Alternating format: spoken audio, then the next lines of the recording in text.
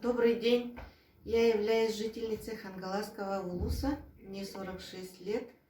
5 апреля я решила приобрести авиабилет по маршруту Якутск-Владивосток на сайте Tutu.ru. Начала по программе вводить свои персональные данные банковской карты. Авиабилет стоил 10 895 рублей. Меня привлекла, конечно, цена. И когда я начала вводить данные банковской карты, произошла транзакция и деньги списались. Но электронный билет я так и из сайта этого я не получила. Поэтому я обратилась с письменным заявлением в полицию о существовании мошенников.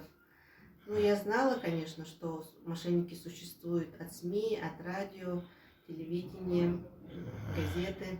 Ну вот, попалась по своей неосторожности к мошенникам. Поэтому призываю всех граждан быть бдительными, осторожными и беречь свои денежные средства, имущество. Отнестись к этому очень со всей серьезностью.